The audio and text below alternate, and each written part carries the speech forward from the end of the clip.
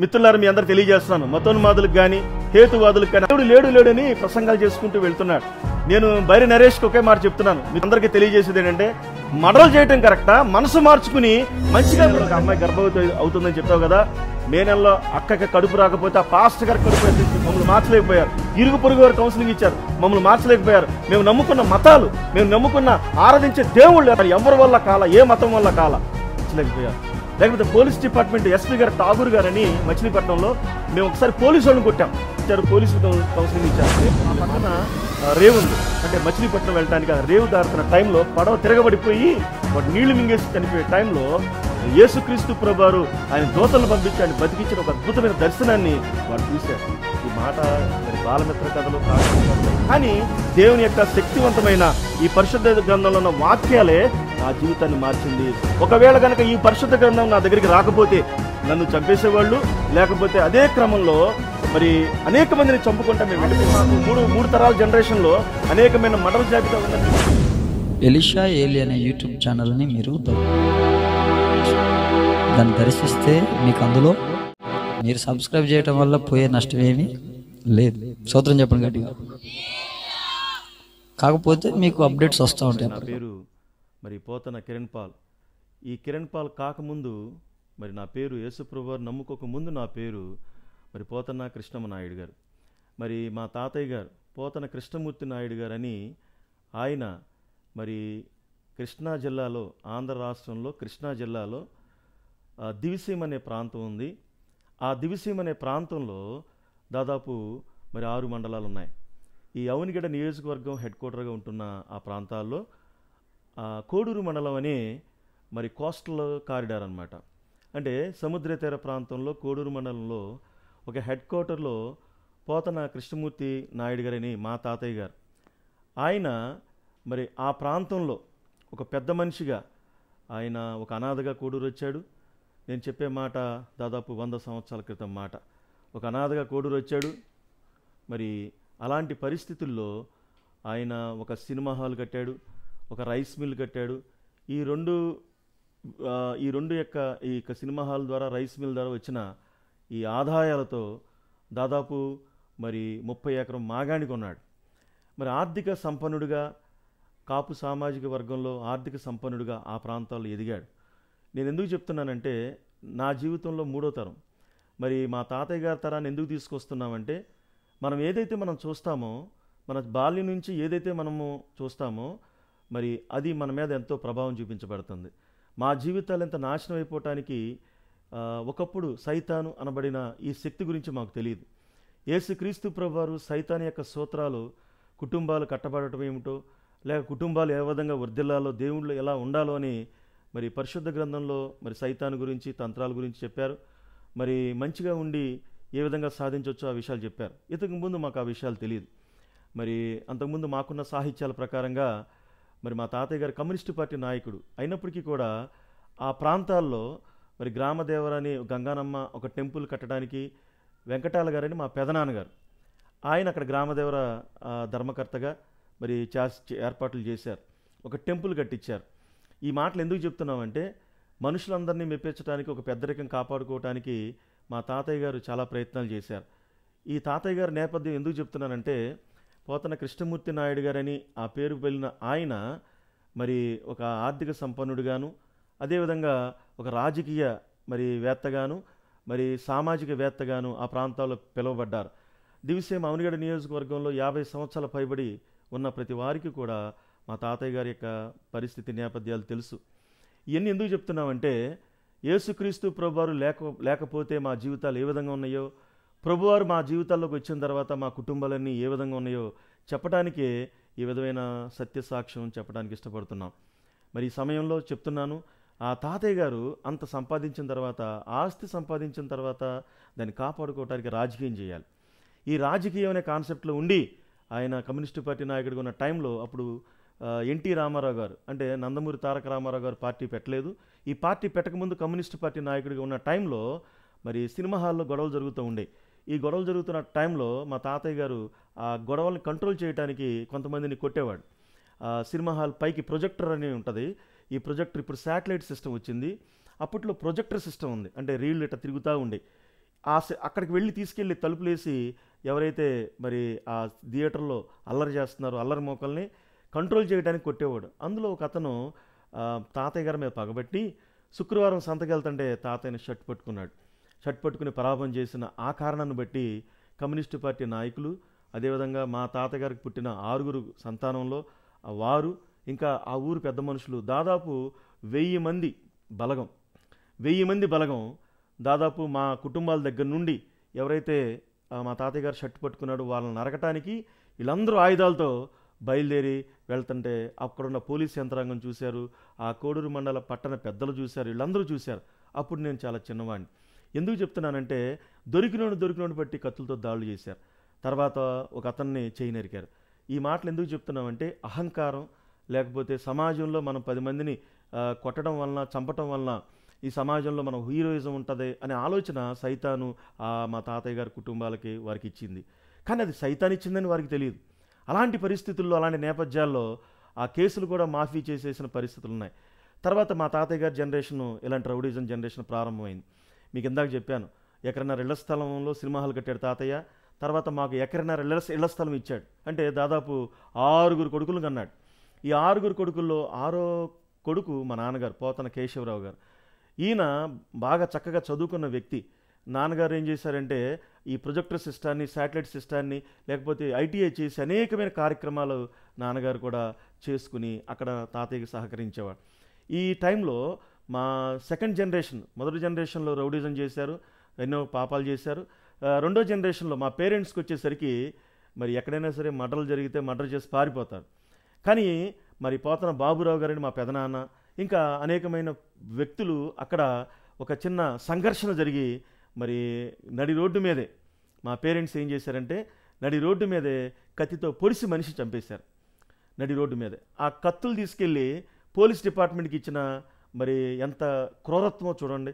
Police డిపార్ట్మెంట్కి ఇచ్చారు ఆ కత్తులు తీసుకెళ్ళి. అక్కడున్న పోలీస్ డిపార్ట్మెంట్కి అందరికీ తెలుసు. ఎందుకు చెప్తున్నామంటే ఎంత అహంకారమో, మనిషి అహంకారము ఎంత పరాకాష్ఠకి వెళ్ళిపోయిందో చూడండి. అందులో ముఖ్యమైన ముద్దాయి పోతన బాబురావు అని మా పెదనాన్నగారు. మీరు వీళ్ళని జైల్లో ఎప్పుడైతే పెట్టారో, ఈ జైల్లో పెట్టిన తర్వాత మా పెద్దమ్మ వాళ్ళు వీళ్ళందరూ కుటుంబాలని ఏడవటం ప్రారంభించారు. ఎప్పుడైతే ఏడవటం ప్రారంభించారో మా కుటుంబాల్లో శాంతి సమాధానం లేని కాలంలో ఒక కానిస్టేబుల్ గారి కుటుంబం మా ఇంట్లో గద్దెకొచ్చారు. ఆ కానిస్టేబుల్ గారు భార్య గారి పేరు దీవెనమ్మ గారు. ఆ దీవెనమ్మ గారు యేసుక్రీస్తు ప్రభువుని నమ్ముకున్న అద్భుతమైన భక్తురాలు.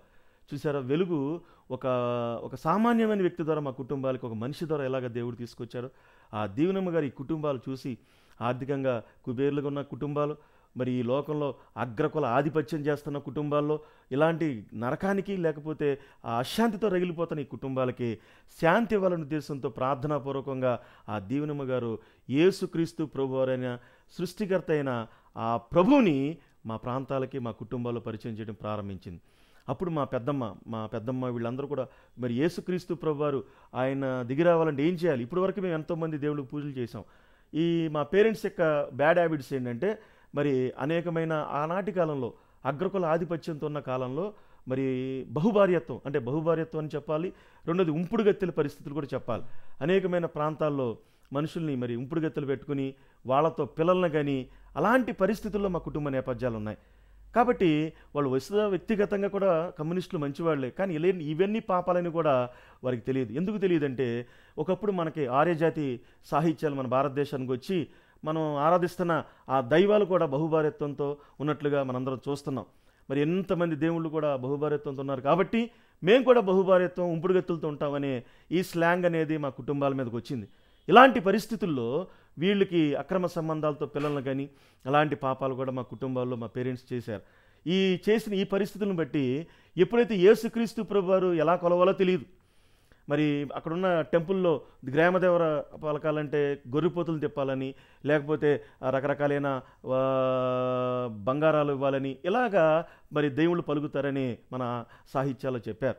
అయితే యేసుక్రీస్తు ప్రభువారు మన దగ్గరికి రావాలంటే ఏం చేయాలని మా పెద్దమ్మ ఎప్పుడైతే జైల్లో ఉన్న మా పెదనాన్న గురించి వీళ్ళందరి గురించి ప్రార్థన చేస్తుంటే యేసుక్రీస్తు ప్రభువారు విరిగి నలిగిన మనస్సుతో కన్నీటితో, ప్రభా నేను నీ బిడ్డని, నన్ను కాపాడు, నేను నీ బిడ్డగా మారిపోతాను అని ఎప్పుడైతే మా దీవెనమ్మ గారు యేసుక్రీస్తు ప్రభువారి గురించి సువార్త చెప్పిందో ఆ సువార్తకి ఆకర్షించబడిన ఈ ఆడవాళ్ళు కొంతమంది ప్రార్థన చేసుకోవడం ప్రారంభించారు. జైల్లోనేమో మా పేరెంట్స్ ఉన్నారు, బయటేమో ఈ ఆడవాళ్ళు ప్రార్థన చేసుకుంటున్నారు. అలాంటి పరిస్థితుల్లో బైబిల్ ఏం తెలియజేస్తుందంటే, మరి అబ్రహాము భార్య హాగర్ ఒక మాట అంది, మాట్లాడే దేవుడు అని చెప్పింది హాగర్. మరి ఆనాడు హాగర్కి మాట్లాడిన దేవుడు ఈరోజు మరి మనతో కూడా మాట్లాడతాడని దీవెనమ్మ గారు బలంగా చెప్పింది కానిస్టేబుల్ గారి భార్య. అందరూ ప్రార్థన చేసుకుంటున్నారు. సృష్టికర్త అయిన దేవాది దేవుడు వారి ప్రార్థన ఆలకించి మా వంశాలు నశించిపోతున్న మా వంశాలను రక్షించడానికి మా యొక్క తల్లుల ప్రార్థన ఆలకించి ఆయన వచ్చి ఆయన దగ్గర ఉన్న ప్రత్యేకత ఏంటంటే ఆయన ప్రత్యక్షత అనుగ్రహించి జరగబోతున్నాయి బయలుపరిచే దేవుడై ఉన్నాడు. మేలైనా కీడైనా ఆయన జరగబోతున్న బయలుపరుస్తాడు. ఎప్పుడు వస్తాడు ఆయన అని చెప్పింది దీవెనమ్మ గారు సువార్త. విరిగి నలిగిన మనసుతో మన దోషాలు పాపాలు ఆయన దగ్గర ఒప్పుకొని కన్నీటితో మేము పాపాత్మలో మేము పాపిం ప్రభువా, మమ్మల్ని కనికరించు, మమ్మల్ని క్షమించు అని అలా అడిగితే ఆయన వస్తాడని చెప్పేసి ఆయన చెప్పింది. ఎప్పుడైతే ఈ దీవెనమ్మ గారు చెప్పింది వీళ్ళందరూ అదే ప్రార్థన చేస్తున్నారు. ఆ గొప్ప దేవుడు మా కుటుంబాలని ఆయన తాకటం మొదలుపెట్టాడు. మా పెద్దమ్మకి 5వ పెద్దమ్మకి దర్శనం వచ్చింది. జైల్లో ఉన్న వ్యక్తులు బయటకు వస్తున్నట్లుగా. ఎస్, దేవుడు మాట్లాడే దేవుడు. వీళ్ళు పాపాలు చేశారు, మమ్మల్ని కాపాడు అని ఎప్పుడైతే అడిగారో కాపాడటానికి వచ్చిన రక్షకుడు నేను అని మా పెద్దమ్మకి నా పేరు నజరేయుడైన యేసు అని ఆయన స్వరం విన్నారు. ఇది విన్నారు. ఈ విన్న తర్వాత మీ భర్త బయటకు వస్తాడు, మీ పేరెంట్స్ అని, లేకపోతే నా పెద్దమ్మతో లేకపోతే మాతో మీ యొక్క పేరెంట్స్ బయటకు వచ్చేస్తారని చెప్పేసి ఆ దీవెనమ్మ గారు చెప్పడం జరిగింది. ఎప్పుడైతే చెప్పారో ప్రజలు ఎలాగ నమ్ముతారు? నడి రోడ్డు మీద మర్డర్ చేసిన ఆ కార్యక్రమాలని ప్రజలు ఎలా నమ్మరు? కష్టం. అది సాక్షులతో కూడా పని లేదు. ఎందుకంటే ఈ కత్తులు తీసుకెళ్లి ఎస్ఐ గారికి ఇచ్చారు కాబట్టి సాక్షులతో కూడా పని లేదు, పోలీసు వాళ్ళే విట్నెస్. ఈ పరిస్థితుల్లో మా పెద్దమ్మ నమ్మి యేసుక్రీస్తు ప్రభువారి గురించి జైల్లో ఉన్న మా పేరెంట్స్ దగ్గరికి వెళ్ళి మా పెద్దమ్మ వీళ్ళందరూ వెళ్ళి మరి అక్కడ మరి ఆనాటి కాలంలో భర్తల్ని ఏమండి లేకపోతే ఇలాంటి పిలిచేవాళ్ళు కాదు. జైలు దగ్గరికి వెళ్ళి ఏమయ్యోయ్ అని పిలవంగానే మా పెదనాన్న పరిగెత్తుకుంటా కటకటాల దగ్గర నుంచి వచ్చి ఏమ్మా బాగున్నారా అని చెప్పేసి అందరిని పలకరించారు. వీళ్ళందరూ కూడా ఉన్నత దేహులు, బాడీలు చూస్తే ఒక రాక్షస జాతి అన్నట్లుగా, ఆది కాండంలో నెఫీలు జాతి అన్నట్టుగా ఉండేది. దాదాపు ఒక్కొక్కళ్ళు 130 కేజీలు బరువు. మా పెదనాన్న వాళ్ళు, మా పేరెంట్స్, మా నాన్నగారు వాళ్ళు. ఇవన్నీ ఎందుకు చెప్తున్నామంటే వీళ్ళు అధిక సంపన్నం ఆదాయం ఉండటం వలన, మాకు థియేటర్ ఉండటం వలన అక్కడ హోటల్ ఉండేది. హోటల్లో టిఫిన్ చేసేవాళ్ళు, బిస్కెట్లు, పాండి గారని ఒక స్టాల్ ఉండేది. బిస్కెట్లు, కాఫీలు, టీలు అన్నీ తాగుతా, బిర్యానీ తింటా, ఈ తిన్నా దరగటానికి అనేక పాపాలు చేసేవాళ్ళు. ఇలాగ మూర్ఖత్వంగా అంత ఉన్నత దేహులుగా ఉన్న మా కుటుంబాల్లో వీరు కన్నీటితో ఏడవటం ప్రారంభించారు. మా జీవితాల్లో ఇంకా వెలుగుందా అని ఆలోచిస్తున్నప్పుడు మా పెద్దమ్మ వాళ్ళు వీళ్ళందరూ చెప్పారు, మిమ్మల్ని యేసుక్రీస్తు ప్రభువారు బయటికి తీసుకొస్తున్నాడు, ఇక నుంచి మనం పాపాలు చేయొద్దని చెప్పారయ్యా. ఆయన పేరు యేసయ్య అని జైల్లో ఎప్పుడైతే చెప్పారో వచ్చి పిచ్చమోహమా, పాస్టర్లు అబద్ధాలు చెప్తారు, ఏదో బ్రిటిషుడి మతాన్ని తీసుకొస్తాక ఇక్కడ ప్రమోట్ చేస్తున్నారు, కాబట్టి ఆ మతాన్ని మనం అంగీకరించడం ఏంటి, మనం నాయుళ్ళు లేకపోతే మనం అగ్రకులం అని చెప్పి మన ఆ అగ్రకుల ఆధిపత్యం అక్కడ కూడా ప్రదర్శించడానికి ఆయన ఇష్టపడ్డాడు.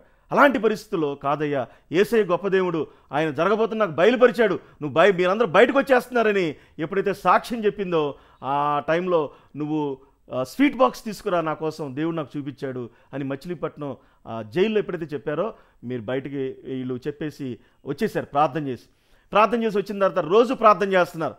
కేసు ట్రయల్కి వచ్చింది. ఇది 2వ తరం నేపథ్యం. మొదటి తరం గురించి రౌడీజం చెప్పాను, 2వ తరం నేపథ్యం కూడా చెప్తున్నాం. ఎప్పుడైతే వీళ్ళందరూ బయటకు వచ్చేసారో మా పెద్దమ్మోళ్ళు వీళ్ళందరూ కూడా ఆయన అక్కడ ప్రార్థన చేసుకోవడం ప్రారంభించారు జైల్లో. వీళ్ళు బయట ప్రార్థన చేస్తున్నారు. ఎందుకంటే నడి రోడ్డు మీద ఘోరమైన హత్య. నేను చెప్పే మాట కూడా దాదాపు 1980 ఆ ప్రాంతాల్లో జరిగిన మర్డర్. ఇలాంటి పరిస్థితుల్లో మా జీవితాల్లో జరిగిన అద్భుతాలు ఏంటంటే యేసయ్య గురించి జైల్లో ప్రార్థన చేస్తున్నారు, బయట వీళ్ళందరూ ప్రార్థన చేస్తున్నారు. ఎప్పుడైతే ప్రార్థన చేస్తున్నారో ఈయన బోన్లో నుంచి ట్రయల్కి వచ్చింది కేసు. మరి బోన్లో నుంచున్నారు వీళ్ళంతా. ఎప్పుడైతే బోన్లో నుంచున్నారో మరి జడ్జి గారు చూస్తున్నాడు, అయ్యా మర్డర్ చేశారా అని చెప్తే అయ్యా చేసావండి అని ఒప్పుకున్న తర్వాత ఎందుకు ఒప్పుకున్నారంటే మా పెదనాన్నలు వీళ్ళు కూడా షర్ట్లు ఓపెన్ చేసి వీళ్ళ కూడా నరికారు. వాళ్ళు ఎదురు దాళ్ళు అనమాట.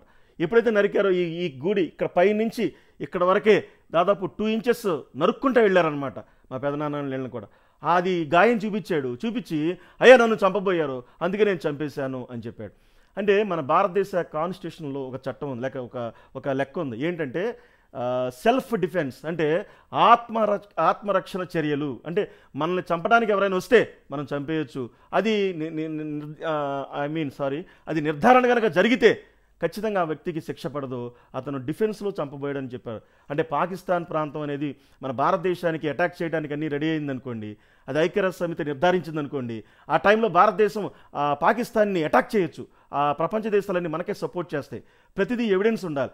అట్లాగా ఈ ఎవిడెన్స్తో ఆత్మరక్షణ చర్య నిర్ధారించి జడ్జి గారు నమ్మి మరి ఆ కేసు యేసుక్రీస్తు నామంలో మచిలీపట్నం కోర్టులో ఆ మర్డర్ కేసుని కొట్టివేయడం జరిగింది. హల్లెలూయా, దేవుని నామానికి మహిమ కలుగును గాక. హల్లెలూయా అంట. ఎప్పుడైతే ఈయన బోన్లో నుంచి బయటకు వచ్చేసి యేసు ప్రభువాన్ని గణపరుస్తా మచిలీపట్నం నుంచి మా ప్రాంతాలకి మా పేరెంట్స్ రావడం జరిగింది. ఇవన్నీ ఎందుకు చెప్తున్నానంటే, రెండో తరంలో యేసుక్రీస్తు ప్రభువారు అద్భుతంగా మా కుటుంబాలని ఒక దీవెనమ్మ గారనే ఒక స్త్రీ ద్వారా, ఒక ప్రార్థనాపరులైన ఒక బిడ్డ ద్వారా మా కుటుంబాలని రక్షణ మార్గంలో నడిపించడానికి దేవుడు ఇష్టపడ్డాడు. ఇప్పుడు దేవుని మహాకార్యాలు స్టార్ట్ అయినాయి మా కుటుంబాల్లో. ఇప్పుడు మాది మూడో తరం. చెప్పండి, ఇప్పుడు మాది మూడో తరం. మొదటి జనరేషన్లో రౌడీజం ఉంది, చేతులు నరికారు. రెండో జనరేషన్లో మర్డర్లు చేశారు. మూడో జనరేషన్లో మేమున్నాం.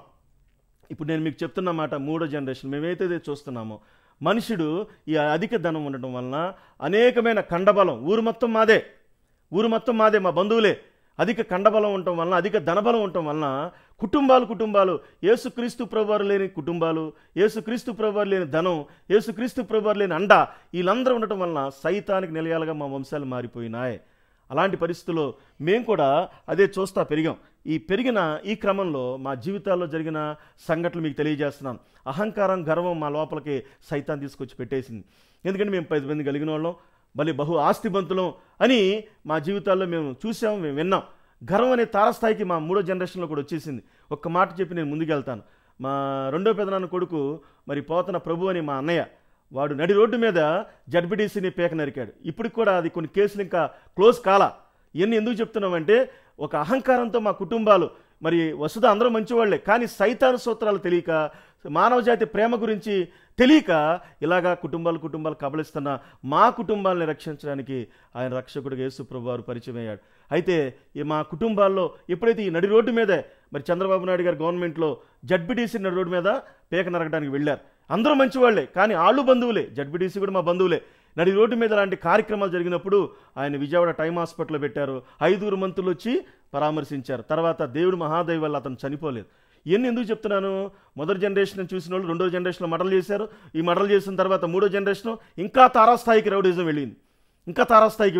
ఒక మాట చెప్పాలంటే, మా తరంలో మేము కాలేజీలో చదువుతున్నాం, అవునుగడ్డ కాలేజీలో చదువుతున్న కాలంలో మరి ఎవడో మమ్మల్ని కొట్టాడనే ఉద్దేశంతో మా పేరెంట్స్ మొత్తం దాదాపు ఒక 50 మంది ఆయుధాలు వేసుకుని కోడూరు నుంచి అవునుగడ్డ వచ్చి ప్రిన్సిపల్ని, వెంకటేశ్వర గారిని ప్రిన్సిపల్ని బెదిరించి, ఎవడైతే కొట్టాడని మాకు అప్పచెప్పండి, ఇక్కడే చంపేస్తామని అంటే, వాళ్ళ నాన్నగారు పేకాట క్లబ్లో కూర్చుంటే వీళ్ళందరూ కలిసి పేకాట క్లబ్ని అందరూ కలిసి రాడ్లు కత్తులతో దాడి చేసిన ఆ కుటుంబ నేపథ్యాలు మాయి. ఇవన్నీ ఎందుకు చెప్తున్నానంటే, కుటుంబాలు పతనం అయిపోతా రాక్షసత్వంగా ఉన్న మా కుటుంబాల్లోకి యేసుక్రీస్తు ప్రభువారు మా జీవితాల్లోకి ప్రాముఖ్యంగా నన్ను రక్షించడానికి ఎలా వచ్చాడో ఈ నా నేపథ్యం చెప్పడానికి నేను ఇష్టపడుతున్నాను. అయితే మా నాన్నగారికి మా అమ్మగారు 1980లో పెళ్ళయింది.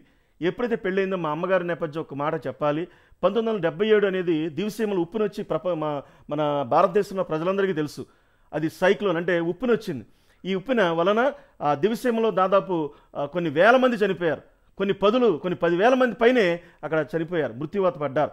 ఆ కాళరాత్రి కలిగిన ఆ తుఫాన్లో నా కన్న తల్లి పోతన జయలక్ష్మి, ఆమె అప్పటికి పెళ్లి కాలేదు, ఆమె 2 చెల్లెళ్ళు, అన్నయ్య, తల్లి, తండ్రి వీళ్ళందరూ కూడా తుఫాన్లో కొట్టుకెళ్ళిపోయి అందరూ డెడ్ బాడీస్ కూడా దొరకలా. మా అమ్మ ఏమో చెట్టుకి వేలాడి వాటర్ తగ్గుతున్నప్పుడు బతికింది. అప్పుడు పెళ్లి కాల మా అమ్మకి. ఎందుకు చెప్తున్నానంటే ఈ విషయాలు, నా తల్లి అందరినీ కోల్పోయిన ఒక దౌర్భాగ్యురాలు అన్నట్లుగా అక్కడున్న ప్రజలు అనుకున్నారు. కొంచెం మా తల్లిగారికి ఆస్తి ఉండేసరికి మా తాతయ్య గారు, మా అమ్మగారు చక్కగా ఎర్రగా చక్కగా మంచి అందంగా ఉందని మా అమ్మ సుబ్బమ్మ అమ్మని, మా తాతయ్య గారి భార్య, ఈమె నాకు 6వ కొడుకు కోడలుగా రావాలని కోరుకుని మా ఇంట్లోకి వచ్చింది. ఇప్పుడు మా అమ్మ మా నాన్న పెళ్ళయింది. వసుధ అంతా ఇద్దరు మంచివాళ్లే. కానీ ఈ పరిస్థితుల్లో మమ్మల్ని పెంచారు. మరి మనకి చెప్పాను కదా, ఈ రౌడీజం నేపథ్యం అనేది ఇలాగ చూస్తా చిన్నప్పుడు పెరిగాం కాబట్టి మరి మా అమ్మ ఎన్నో పూజలు చేస్తూ ఉండేది. మరి కుటుంబాల్లో ఈ పరిస్థితులు మన కంట్రోల్ అవ్వలే.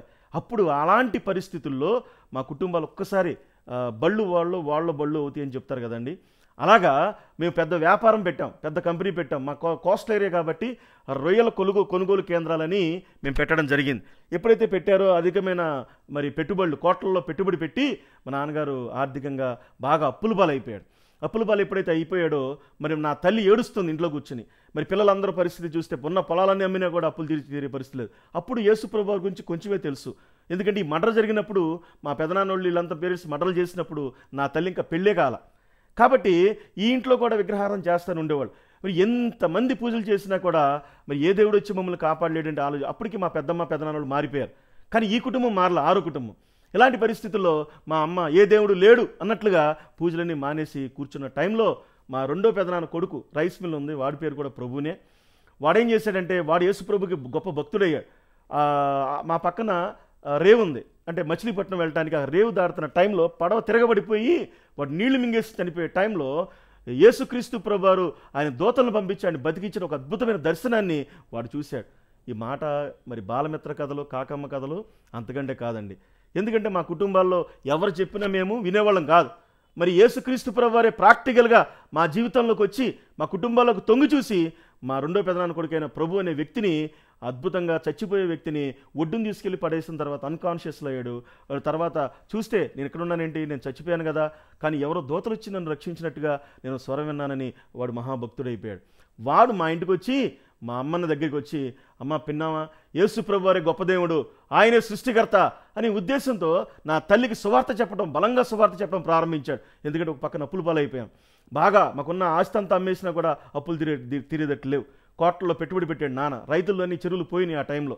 అలాంటి పరిస్థితులు ఒక్కసారిగా మా కుటుంబాల్లో భయంకరమైన మరి కన్నీళ్లు, భయంకరమైన పరిస్థితి మా కుటుంబంలో దాపురిచ్చింది.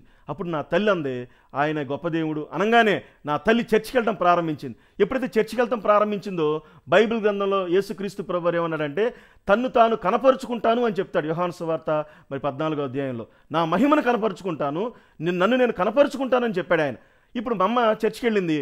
వెళ్ళి పాస్టర్ గారు అడిగాడు, ఏం కావాలి నీకు అమ్మ అని అడిగాడు. ఏం కావాలమ్మా అంటే అప్పటికి విజయవాడలో నా సొంత అక్క, మా తల్లిదండ్రులకి మేము ముగ్గురు సంతానం. ఒకటి విమల మా అక్క, నా పేరు మరి కృష్ణమనాయుడు, మూడోది మా తమ్ముడి పేరు రాము, మేము ముగ్గురం. అయితే మా అక్క విజయవాడలో వ్యాపారాలు, ఇదే విజయవాడలో సంవత్సరానికి 16 కోట్లు టర్నోవర్ మా అక్క వ్యాపారాలు, బిజినెస్. కానీ పిల్లలు లేరు. అప్పుడు పాస్టర్ గారిని అడిగింది, ఏం కావాలని అడిగితే, అయ్యా నా కూతురు విజయవాడలో ఉంది, పిల్లలు లేరయ్యా అంది. అప్పటికి మా అక్కాయికి పిల్లలు లేరు. పెళ్ళయి దాదాపు కొన్ని సంవత్సరాలు అయిపోయింది. చాలా చాలా చాలా దేవుళ్ళు మొక్కాం, అయితే మాకెవరు తెలియదని. అప్పుడు ఆ దైవ సేవకుడు చెప్పాడు, అమ్మ యేసుక్రీస్తు ప్రభువారు ఆయన దర్శిస్తాడు మిమ్మల్ని అని చెప్పాడు.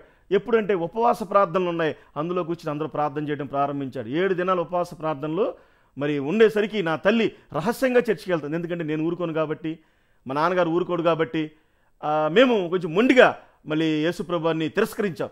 అలాంటి పరిస్థితుల్లో నా తల్లి కన్నీటితో చర్చికి రహస్యంగా వెళ్తున్నప్పుడు 7 దినాల ఉపవాసాన్ని తీర్మానం చేసుకుని, దేవా నా కుటుంబాన్ని కాపాడు, యేసు దేవుడు సృష్టికర్త కాబట్టి అన్నీ ఏ దేవుళ్ళు మాకు కనికరించలేదు, నువ్వన్నా కనికరిస్తావా అన్నట్లుగా ఎప్పుడైతే ప్రార్థన చేస్తుందో, ఒకరోజు 7 దినాల ఉపవాస ప్రార్థనలో ఒకరోజు మా అమ్మకి దేవుడి దర్శనంలో మాట్లాడాడు. అమ్మా జయలక్ష్మి, విజయవాడలో ఉన్న నీ కూతురు విమలాకి నేను ఆడపిల్లని ఇస్తున్నాను అని చెప్పాడు. ఎవరైతే ఏదో సోది చెప్పినట్టు కాదండి. ఆ జనవరిలో వచ్చిన దర్శనం, మే నెలలో అమ్మాయి కన్సీవ్ అవుతుంది, గర్భవతి అవుతుంది అని చెప్పాడు. అంటే జనవరిలో వచ్చిన దర్శనం మే నెలలో గర్భవతి అవుతుంది. మా అమ్మ విశ్వసించింది, అందరికీ చెప్పడం ప్రారంభించింది. అప్పటికి అమ్మాయి గర్భవతి అవలా. అయితే యేసు ప్రభువారు నా కూతురికి బిడ్డలను ఇస్తున్నాడని చెప్పడం ప్రారంభించింది. అప్పటి నుంచి విశ్వసించిన. అయితే విజయవాడ చెప్పింది, కోడూరు కూడా చెప్పింది. ఆ టైంలో నేను ఇంటికి వచ్చాను. ఇంటికి వచ్చినప్పుడు పాస్టర్ గారి మాటలు మీరు నమ్మొద్దు.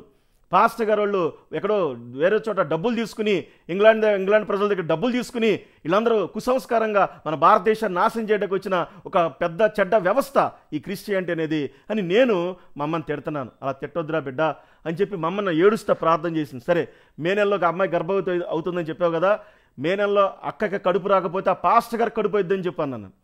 మే నెలలో అక్కకి కడుపు రాలేదా, అక్క గర్భవతి అవ్వలేదా, ఆ పాస్టర్ గర్భవతి అవుతాడు, గుర్తుపెట్టుకో. అంత మొండిగా నేను మాట్లాడి తిట్టి నేను మా అమ్మనే తిట్టాను. సరే వెళ్ళు, ఈవెన్ మే నెల దాకా చర్చికి వెళ్ళమని మనం ఆమోదించాం. అమ్మ ఇంకా ఎక్కువగా రెట్టింపు ప్రార్థన చేయడం ప్రారంభించింది. అయ్యా నా కొడుకు కృష్ణమనాయుడు మళ్ళీ అప్పటికే రౌడీజంలోని నేను అప్పటికి ఇంకా గొడవలకి వెళ్ళాను, ఎన్నో చేస్తున్నాను వ్యవహారం. అలాంటి పరిస్థితుల్లో నేను ఒక మాట చెప్పాలి, చర్చ్ అంటే ఎంత అసహ్యమో తెలుసా నాకు. మాకు ఆక్వాకల్చర్ ఉన్నాయి, ఆ ఆక్వాకల్చర్ చెరువులు ఉన్నాయి. మా తాతయ్య గారు మాకు 40 ఎకరం చెరువులు ఇచ్చారు. ఈ చెరువులు వేస్తున్న టైంలో మేము ఇంటికి వచ్చేసరికి నా తల్లి ఇంటికాడ లేదు, చర్చికి వెళ్ళింది అన్నారు. నేను అదే బండి వేసుకుని చర్చి గుమ్మాన్ని గుద్దానండి. అలాంటి మూర్ఖుడని నేను. చర్చి గుమ్మాన్ని గుద్ది పాస్టర్ గారిని పెద్దగా పిలిచి భోజనం చేసే టైంలో ఆరాధన చర్చి అని చెప్పి జనాలను మోసం చేస్తున్నామని ఎప్పుడైతే తిట్టానో ఆ పాస్టర్ గారు దండం పెట్టి కాళ్ళు, అయ్యా మమ్మంది కాళ్ళు పట్టుకుని వెళ్ళిపోదాం రా అని చెప్పింది. ఇలాంటి మూర్ఖుడిగా ఉన్న నేను, నా తల్లి ప్రార్థనకు ఆలకించిన దేవుడు, మరి మే నెలలో నా అక్క అంటే మా అమ్మకి కుమార్తె విమల గర్భం కావాలి. ఎప్పుడైతే గర్భం లేదో ఒకరు రాకపోతే అక్కడున్న పరిస్థితి అంతా అదో రకంగా ఉంటుంది. అలాంటి పరిస్థితులు మీరు నమ్మండి ప్రియులారా, స్నేహితులారా. మరి మే నెలలో విజయవాడ నుంచి బిఎస్ఎల్ ల్యాండ్ ఫోన్ వచ్చింది, అమ్మ నేను గర్భవతిని అయ్యాను, దేవునికి మహిమ కలుగును గాక. ఎందుకు చెప్తున్నానంటే ఈ మాటలు, సృష్టి ఒక తల్లి గడుపులో పిండం అనేది ఫలదీకరణం అయ్యేది సృష్టికర్తకు తప్ప ఎవ్వరికీ తెలియదు. మరి నా తల్లి, నా అక్క కడుపులో ఎప్పుడు పిండం ఫలదీకరణం అవుతుందో ఒక సృష్టికర్త నా తల్లికి ముందే చెప్పాడు. నా తల్లి ముందే ప్రవచనం చెప్పేసింది. ఆ తర్వాత అందరూ మేము పిచ్చోడు అనుకున్నాం, మీ పాస్టర్ గారు పిచ్చోడు, మీ యేసు పిచ్చోడు అనుకున్నాం. తీరా చూస్తే మే నెల తర్వాత మేము పిచ్చోడు అనుకుని అర్థం చేసుకుని ఆయన సృష్టికర్త, ఆయనే గొప్ప దేవుడు అని అనుకోవటం ప్రారంభించాం. దేవునికి మహిమ కలుగును గాక. ఈ మాటలు ఎందుకు చెప్తున్నామంటే, ఒక కుటుంబాల్లో చీకటితో భయంకరంగా కట్లు కట్టబడిన మా కుటుంబాల్లో, మా వంశాల్లో ఈ దేవాది దేవుడు సృష్టికర్త కదిలొచ్చిన సందర్భాలు చూస్తే ఎవ్వడు కాదనలేని గొప్ప సత్యం ఇది. ఈ మాట చెప్పిన తర్వాత అయితే యేసు ప్రభు వారు గొప్ప దేవుడు, వెళ్ళిపో చర్చికి వెళ్ళిపో, ఇక మేము ఆపము, ఆయనే గొప్ప దేవుడు, ఆయనే నిజమైన దేవుడు అని చర్చికి పంపించడం జరిగింది. అయితే ఇక్కడ నేను పూర్తిగా మారలా. ఎందుకంటే సరే వెళ్తే వెళ్ళామని. అయితే మేము కూడా అదే రకమైన పాపాలు చేస్తూ ఉన్నాం, అదే రకమైన రౌడీజంగా ఉంటానున్నాం. నా జీవితంలో ముఖ్యమైన ఘట్టం ఏంటంటే, ఎవరో స్నేహితులను కొట్టారనే ఉద్దేశంతో మా ఎస్టేట్ ఏరియాలని చెప్పాను. 2003 డిసెంబర్లో నా స్నేహితుడిని ఎవరో చావగొట్టారనే ఉద్దేశంతో వాడిని కాపాడే క్రమంలో దాదాపు నేను ఒక 50 మందిని మా కోడూరు మండలంలో నుంచి రౌడీలు తీసుకెళ్ళాను. నా బంధువుల్ని దాంట్లో కొంతమంది ఉన్నారు, మిగతాది నా స్నేహితులు వచ్చారు. దాదాపు 50 మంది వచ్చారు. ఈ 50 మంది కూడా ఆయుధాలు, రాడ్లు, కత్తులు, మళ్ళీ మాకు ఆయుధాలు తగ్గినాయని మోపిదేవి మండలంలో, ఈ కోడూరు మండలం నుండి మేము వెళ్ళేది అటాక్ చేయడానికి చల్లపల్లి మండలం. ఈ చల్లపల్లి మండలం మధ్యలో 4-5 మండలాలు దాటుకుంటూ వెళ్ళాలి. ఈ దాటుకుంటూ వెళ్ళే క్రమంలో మోపిదేవి మండలంలో కూడా మంచపట్టి కర్రలు కొన్నాం, ఇంతంత లావు కర్రలు. ఎందుకంటే అవతలందరినీ చంపేయాలి అనే ఉద్రేకంతో సైతాన శక్తులు మా కుటుంబంలో అంత చోటు చేసుకున్న టైంలో ఎప్పుడైతే చల్లపల్లి నడు రోడ్డు మీదకి వెళ్ళామో, అక్కడ చల్లపల్లి రాజాగారి కోట అని ఒక కోట ఉంటుంది. ఈ కోటకి 4 వైపులా బురుజులు ఉంటాయి. ఆ బురుజుల దగ్గర కారులు ఆపేసి తిప్పేసి రెడీగా పెట్టుకోండి అనగానే మీరు నమ్మండి స్నేహితులారా, మా 4-5 కారు డ్రైవర్లో కాళ్ళు చేతులు ఉనికిపోయినాయి. అందులో కామేశ్వరరావు అని ఒక ఆయన ఉన్నాడు. అతనికి అసలే కొంచెం నత్తి, అతను అసలు నాలుగు కూడా పెరాలసిస్ వచ్చినట్టుగా ఈ మటలు జరుగుతున్నాయి, నేను ఇక్కడ ఉన్నాను వెళ్ళిపోతానని చెప్పేసి వాళ్ళందరూ కూడా ఆ కారు గేర్లు పడతలేదు, బ్రేకులు పడతలేదు, మాకు అలాంటి ఒక ఫిట్స్ వచ్చిన సందర్భాలు ఆ డ్రైవర్లు మేము చూసాం. మేము ఎప్పుడైతే వెళ్ళామో, మేము స్పాట్లోకి వెళ్ళామో, మా ఫ్రెండ్ని ఎవడైతే కొట్టాడో వాళ్ళు ఎవరో నాకు తెలియదు, కేవలం స్నేహం కోసం వెళ్ళాను. వెళ్ళినప్పుడు 1-2-3 కొడతంటే ఎంతమంది వస్తే అంతమందిని మీరు కొట్టుకుంటూ నరుక్కుంటూ వెళ్ళిపోండి అని చెప్పేసి నేను వీళ్ళకి ఆదేశాలు ఎప్పుడైతే ఇచ్చానో, ఎప్పుడైతే ఆ సెంటర్లోకి ఎప్పుడైతే ఉన్నామో, ఎవరైతే మమ్మల్ని అటాక్ చేయడానికి చూశారో వాళ్ళని కొట్టడం ప్రారంభించిన తర్వాత వాళ్ళు కూడా కత్తులు వేసుకుని ఒక 15 మంది ఒకేసారి రావడం జరిగింది. మేమేమో 50 మంది, వాళ్ళు 15 మంది. ఇక ఎదురు బొదురు రైడింగ్ అనమాట. కత్తులతో రాడ్లతో ఎదురు బొదురు దాడి చేస్తుంటే నాతో పాటు వచ్చినాడు కోడిపిల్ల అంటారండి, ఆడి పేరు రామాంజులు, మా బంధువే. ఆడు అనుకోకుండా వాడి చేతులు పడితే వాడి కాలు నరికారు స్పాట్లో. మా వాళ్ళు ఏమో తలకాయలు హెడ్ గురించి దాన్ని ఏమంటారంటే చంపేయాలనే ఉద్దేశం కూడా అప్పుడు ఆ స్పాట్లో మాకు అనిపించింది. వాళ్ళ హెడ్స్ అన్ని తలకాయలన్నీ పగిలిపోయి తలకాయలన్నీ రక్తపు గాయాలతో నడి రోడ్డు మీద పడిపోయి ఉన్నారు.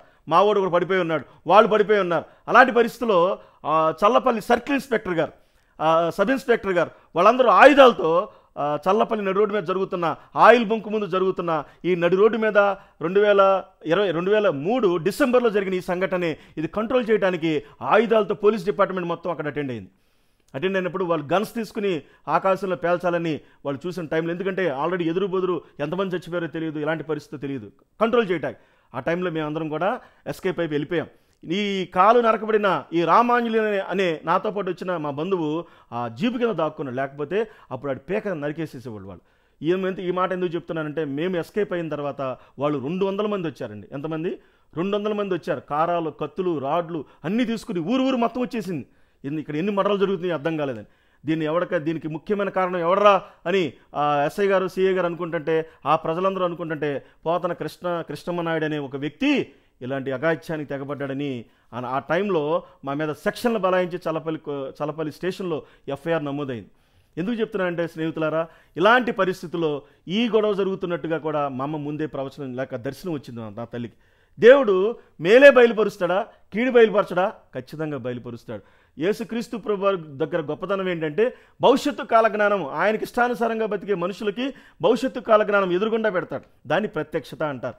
నా తల్లి ఈ ముందే తెలిసింది, మాకు చెప్పలా. ఎందుకు చెప్పలేదంటే ఏదో మంటలు జరుగుతున్నాయి, నరుక్కుంటున్నారు, ఇది కనిపించింది అని పాస్టర్ గారికి చెప్పేసింది ముందు. ఆమెకే చెప్పడం కాదు, మా లక్ష్మీ పెద్దమ్మకి చెప్పేశారు. అట్లా ముగ్గురికి వచ్చిన దర్శనాలు. ఇక చల్లపల్లి నడు రోడ్డు మీద జరుగుతున్న ఈ సంఘటన, ఇక మంటల్లో జాబితా మరి అక్కడ జరిగింది. ఎప్పుడైతే జరిగిందో వీళ్ళు ప్రార్థన చేయడం ప్రారంభించారంట, మాకు తెలియదు.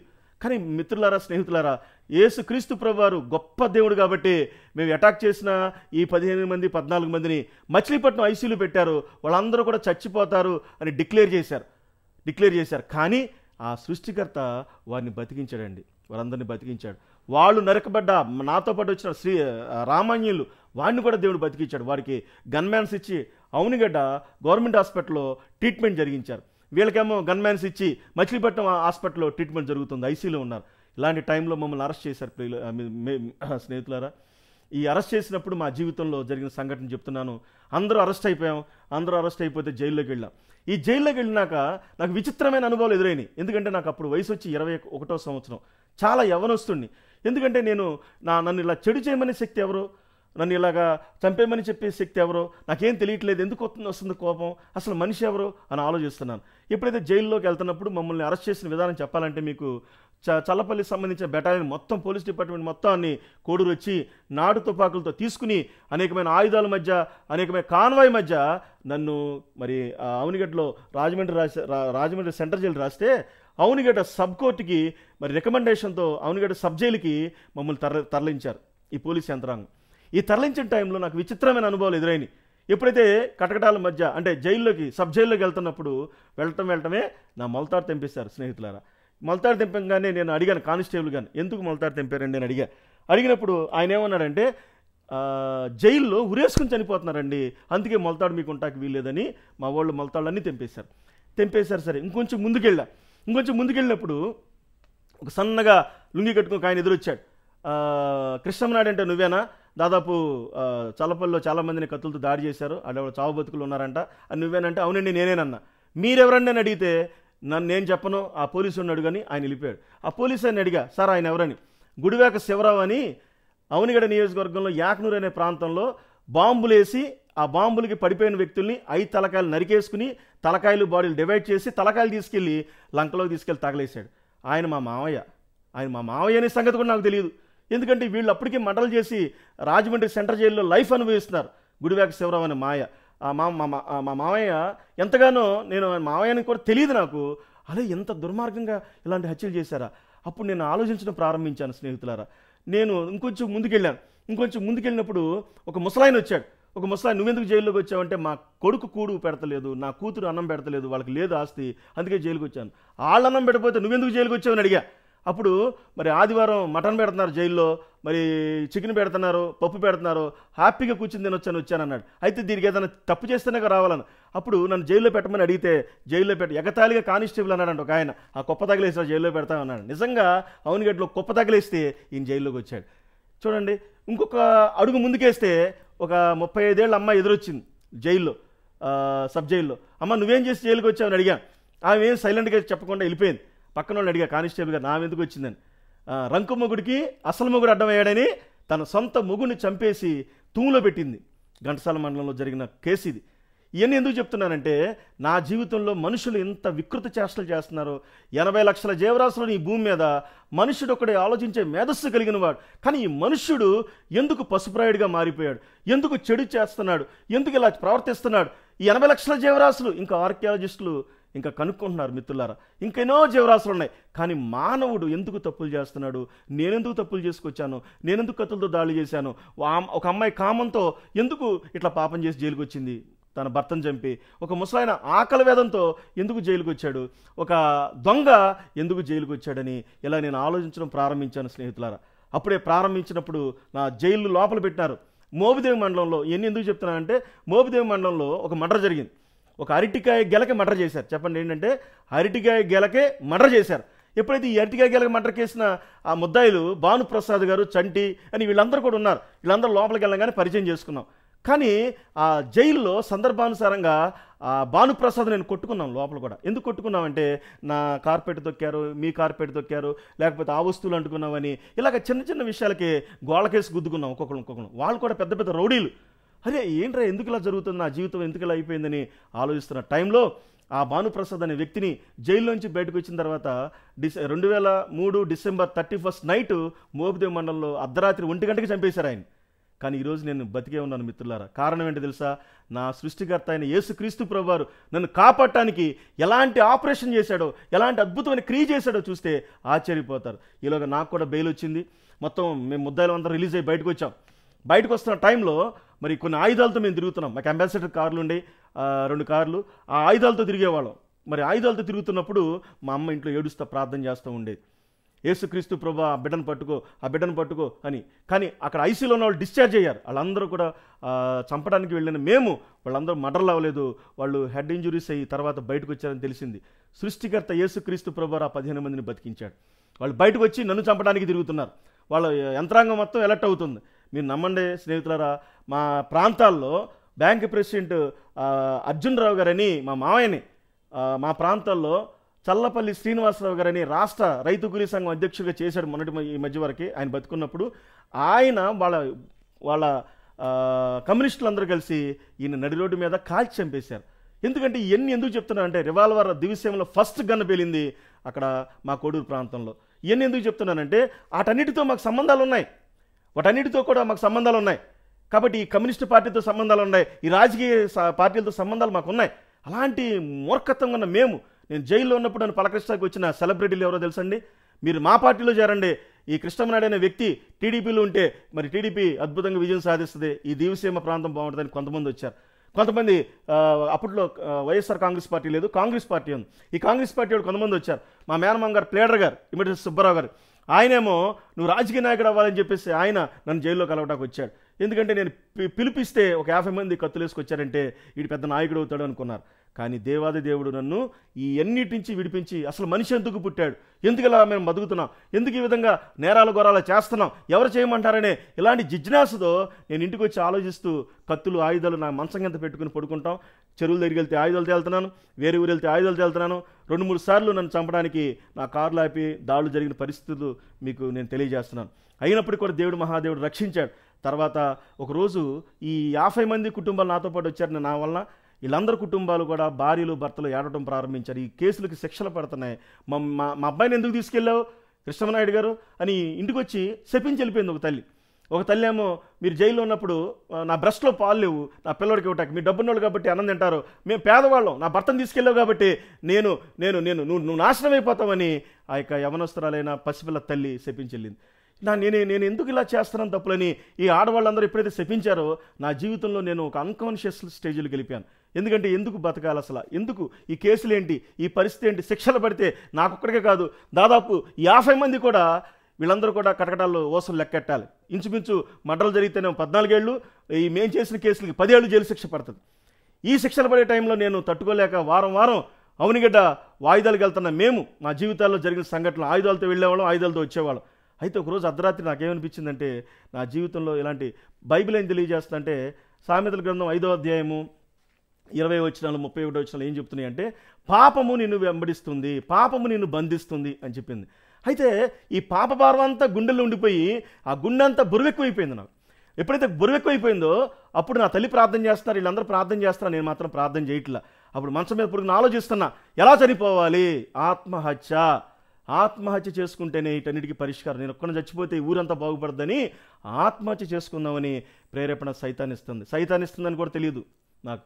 అలాంటి పరిస్థితుల్లో నా జీవితంలో జరిగిన సంఘటన ఆ నైట్ మంచం మీద పడుకుని ఆలోచిస్తున్నాను ఎలా చనిపోవాలి, నేను చచ్చిపోతే నా తల్లి తండ్రి ఏడుస్తారు కాబట్టి పెళ్లి కూడా కాలేదు ఇక ఎవరో ఏడవడం అని చెప్పి ఉద్దేశంతో నేను ఎలా చనిపోవాలని ఆలోచిస్తున్న టైంలో నేను మంచం నుంచి లేచి వెళ్ళిపోతున్నాను, ఇంక ఇల్లు వదిలిపెట్టి వెళ్ళిపోవాలి, ఎలా చనిపోవాలి అని ఆలోచిస్తున్న టైంలో మంచం నుంచి పైకి లేగటమే ఆకాశం నుంచి ఒక వెలుగు వచ్చి నా మంచం చుట్టూ తిరగడం ప్రారంభించింది. దేవునికి మహిమ కలుగును గాక. ఎప్పుడైతే నా మంచం చుట్టూ ట్యూబ్లైట్ కంటే తక్కువ వెలుగు నా మంచం చుట్టూ తిరగడం ప్రారంభించిన తర్వాత పెద్దగా అరిశాను. నేను అరిసినగానే అందరూ లేచారు. మా ఇంట్లో ముస్లింలు ఉన్నారు, వాళ్ళు లేచారు, అద్దెకున్నారు, మా అమ్మ మా నాన్న లేచారు, వీళ్ళందరూ లేచారు. లేచిన తర్వాత ఏమైందంటే వెలుగు చాపింది. ఇదిగోండి వెలుగు, ఇదిగో వెలుగు నన్ను ఆపుతుంది, నన్ను కదలనీయట్లేదంటే మా అమ్మ అంది, ఎక్కడికి వెళ్తున్నావు రా? నేను చచ్చిపోదామని వెళ్తానమ్మా, నా మనసు బాగోలేదు, ఈ 50 కుటుంబాలు నా వల్ల నాశనం అయిపోయినాయి, కాబట్టి నా జీవితంలో నేను ఒక్కడిని చచ్చిపోతే ఈ ఊరు బాగుపడిపోద్దని చచ్చిపోదామని వెళ్తున్నానమ్మా అంటే నా కన్న తల్లి నా కాళ్ళు పట్టుకుని ఏడ్చింది. ఎంతో ఏడ్చి, నాకు బిడ్డ నువ్వు చనిపోవడానికి లేదు, మన కోసం యేసుక్రీస్తు ప్రభువారు చనిపోయాడు రా, మన పాపాల కోసం మనం చచ్చిపోకూడదు. ఆ మహాపురుషుడు యేసుక్రీస్తు ప్రభువారు ఆయన చనిపోయాడు, ఇప్పుడు మనం విడుదల చేశాడు, మనం ఇక్కడి నుంచి పాపాలు చేయొద్దని కాళ్ళు పట్టుకుని కౌగిలించుకున్న తల్లి మొట్టమొదటిసారిగా బలంగా నన్ను కౌగిలించి నేర్చింది. నా తల్లి కౌగిలింతకి నా జీవితంలో ఒక్కసారిగా ఆ వెలుగు శక్తి గురించి నేను తెలుసుకోవాలని నేను చర్చికి వెళ్తానమ్మా అని చెప్పాను. ఇప్పుడు నన్ను కాపాడింది యేసు ప్రభువు అని ఎలా తెలుసు? ఆ వెలుగు యేసయ్యదని నాకు ఎలా తెలుసు? ఇంకా వేరే దేవుళ్ళదని నేను ఎలా నమ్మాలి? నాకు తెలియాలిగా, ఎవిడెన్స్ కావాలిగా, ఆధారం కావాలి కదా. అంటే అమ్మంది చర్చికి పదరా, దేవుడు నీకు స్థిరపరుస్తాడు అనగానే నేను చర్చికి వెళ్ళడం ప్రారంభించాను. ఎప్పుడైతే చర్చికి వెళ్ళడం ప్రారంభించానో పాస్టర్ గారు అంతకుముందు పాస్టర్ గారిని కొట్టడానికి వెళ్ళానుగా నేను. ఇప్పుడు పాస్టర్ గారు ఏ మొహంతో చర్చికి వెళ్తాను అనుకున్నాను, కానీ దేవాది దేవుడు నాకు స్వరమిస్తున్నాడు. మరి ఒక వ్యక్తి ఉంపుడు దగ్గరికి వెళ్ళడానికి సిగ్గుపడతల్లా, ఒక వ్యక్తి ముందు తాగడానికి వెళ్ళడానికి సిగ్గుపడతలా, ఒక వ్యక్తి ఘోరమైన వికృత చేష్టలు చేయడానికి సిగ్గుపడతల్లా. నువ్వెందుకు సిగ్గుపడతావు? పవిత్రమైన మాటలు వినడానికి నేను పరిశుద్ధమైన దేవుణ్ణని ఒక స్వరం నాకు వినపడుతుంది. ఎప్పుడైతే చర్చికి వెళ్ళానో బైబిల్ గ్రంథంలో పరిశుద్ధ గ్రంథాన్ని ఫస్ట్ టైం పట్టుకున్నానండి. పట్టుకున్న తర్వాత అర్థం కావట్లా, పాస్టర్ గారు చెప్పి నేను వింటున్నా. ఇలా వెళ్తా చర్చికి వెళ్తా భారం కలిగిన గుండెతో వెళ్తున్నప్పుడు ఒకరోజు సౌలు పౌలుగా ఎలా మారాడో దైవ సేవకులు చెప్తున్నప్పుడు నాకు అర్థమైంది. నా స్థితి ఏంటో నాకు తెలిసింది. నేను పాపినని గుర్తెరిగాను. ఈ వాక్యము నేను పాపినని నాకు తెలియజేసింది. అంతకుముందు పోలీసు వాళ్ళు నన్ను కౌన్సిలింగ్ చేశారు, మారలా. అంతకుముందు డాక్టర్స్ కౌన్సిలింగ్ చేశారు, మారలా. పెద్ద మనుషులందరూ మంచిగా బతకమని చెప్పారు, మారలా. కానీ ఈ వాక్యం నన్ను మార్చింది. ఈ వాక్యం మార్చింది. ఎప్పుడైతే మార్చానో కన్నీటితో ఏడవటం ప్రారంభించాను. మీరు నమ్మండి స్నేహితులారా, ఆదివారం ఒకరోజు, బుధవారం చర్చికి వెళ్ళడం కాదు, నేను ప్రతిరోజు కూడా 5 గంటల చర్చిలో ప్రార్థన చేసుకున్నాను. ఎందుకు ప్రార్థన చేసుకున్నానంటే ఆయన సిలువలో ఎందుకు చనిపోయాడు. నేను పాస్టర్ గారిని అడిగా, అయ్యా నేనైతే మా కుటుంబాల్లో అయితే మేము క్రిమినల్స్ కాబట్టి మేము జైలుకి వెళ్ళాం, యేసు ప్రభువు వారు కూడా క్రిమినలా అని అడిగాను నేను తెలియక. ఆయన క్రిమినల్ కాదండి, ఆయన మరి ఎందుకు జైల్లో పెట్టారు? మరి క్రీస్తుకు పూర్వం 4 మహాసామ్రాజ్యాలు ఈ భూమిని పరిపాలించినాయి కదా. అందులో మొదటి సామ్రాజ్యం బాబిలోనియా, మన సోషల్లో విన్నాం. రెండో సామ్రాజ్యం మాదీలు పారసీకులు కదా. మూడో సామ్రాజ్యం గ్రీకు మహాసామ్రాజ్యం అలెగ్జాండర్ చక్రవర్తి కదా. 4వ మహాసామ్రాజ్యం రోమ సామ్రాజ్యం. ఈ రోమ సామ్రాజ్యంలో యేసుక్రీస్తు ప్రభువారు వచ్చాడు. ఆ రోమన్స్కి యేసుక్రీస్తు ప్రభువారికి ఏం జరిగింది, ఎందుకు జైల్లో పెట్టారు, మేమెందుకు పాపులం అని ఆయన చెప్పాడు. మాకు తెలియాలని అడిగినప్పుడు ఆయన ఎవరిని కొట్టలేదు, ఎవరిని తిట్టలేదు, ఎవరిని ఇబ్బంది పెట్టలేదు, ఎవరిని చంపలేదు. ఎందుకంటే పచ్చకామంలో వచ్చిన వాడికి లోకమంతా పచ్చగా ఉంటుందని చెప్పారు కదా. నేను తప్పులు చేసి క్రిమినల్గా ఉన్న జైలుకి వెళ్ళాను కాబట్టి యేసు ప్రభువారు కూడా క్రిమినల్ జాబితా ఏమైనా ఉందా, ఎవరన్నా చంపాడా, ఆయన ఎందుకు జైలు పెట్టారు?